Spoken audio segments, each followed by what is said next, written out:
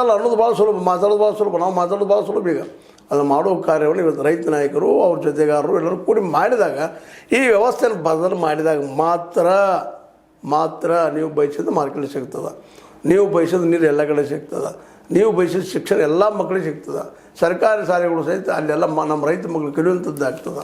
ಸಹಜವಾಗಿ ಎಲ್ಲರೂ ಕೂಡಿ ಕಲಿಯಲಿ, ಜಾತಿ ಮತ ಧರ್ಮ ಎಲ್ಲ ಓಡಿ ಹೋಗಿಬಿಡ್ತಾವೆ. ಯಾಕಂದ್ರೆ ನಮ್ಮ ರೈತ ನಾಯಕರು ನಾವು ನೋಡಿದ್ದೀವಿ ಇಲ್ಲಿವರೆಗೆ ಯಾರಲ್ಲೂ ನಾವು ಜಾತ್ಯತೆಯನ್ನು ಕಂಡಿಲ್ಲ, ಧರ್ಮದ ಮೂಲಭೂತವಾಯ್ತನ್ನು ಕಂಡಿಲ್ಲ. ಅಂಥ ನಾಯಕರು ಯಾರೂ ಇಲ್ಲ. ನಿಜವಾಗಿಯೂ ಇವರು ನಮ್ಮ ಜನನಾಯಕರು ಅನ್ನೋದು ಎರಡು ಮಾತೇ ಇಲ್ಲ. ಇಂಥವ್ರನ್ನ ಆಯ್ಕೆ ಮಾಡಿಕೊಂಡು ನಾವು ಯಾಕೆ ಸರ್ಕಾರ ನಮ್ಮದು ರಚನೆ ಮಾಡಬಾರ್ದು ಅಂತ ಇದನ್ನು ವಿಚಾರ ಇವತ್ತು ಮಾಡಬೇಕಾಗಿದೆ. ಎಲ್ಲ ರೈತ ನಾಯಕರು ಮೊದಲು ಶುರು ಮಾಡಬೇಕು. ಮೊದಲು ಸ್ವಾರ್ಥ ತ್ಯಾಗ ಮಾಡಬೇಕು. ನಾನಾ ಮುಖ್ಯಮಂತ್ರಿ ಆಗಬೇಕು, ನಾನಾ ಉಪಮುಖ್ಯಮಂತ್ರಿ ಆಗಬೇಕು. ಇವತ್ತು ಬಡದಾಡ್ತಾ ಇದ್ದಾರೆ ನೋಡ್ರಿ. ಸಿದ್ದರಾಮಯ್ಯನವರು ಸಮಾಜವಾದಿ ನೆಲೆಗಟ್ಟಿಗೆ ಬಂದವರು. ಯಾಕೆ CMCಗೆ ಎಷ್ಟು ಗುದ್ದಾಡ್ತಾ ಇದ್ದಾರೆ? ಬಿಡಲಿಲ್ಲ ಯಾಕೆ DKC ಅವರಿಗಾಗಲಿ ಮತ್ತು ಯೋಗ್ಯರು ಯಾರ್ದು ಅವ್ರಿಗೆ ಬಿಡಲಿಲ್ಲ ಯಾಕೆ?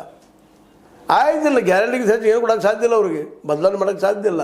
ಸಿದ್ದರಾಮಯ್ಯರಲ್ಲಿ ನಮ್ಮ ಇವತ್ತಿನ ಪ್ರಧಾನಿ ಆಗಿರಲಿ, ಇವ್ರು ಯಾರಿಂದಲೂ ಸಾಧ್ಯ ಇಲ್ಲ. ಆ ವ್ಯವಸ್ಥೆಯಲ್ಲೇ ಒಂದು ಗುಲಾಮರಾಗಿ ಹೋಗುವಂಥ ಜನ ಇದ್ದಾರೆ ಇವರು. ಅದಕ್ಕೆ ಹೊಸ ಒಂದು ವ್ಯವಸ್ಥೆ ಇವತ್ತು ಬರಬೇಕಾಗಿದೆ.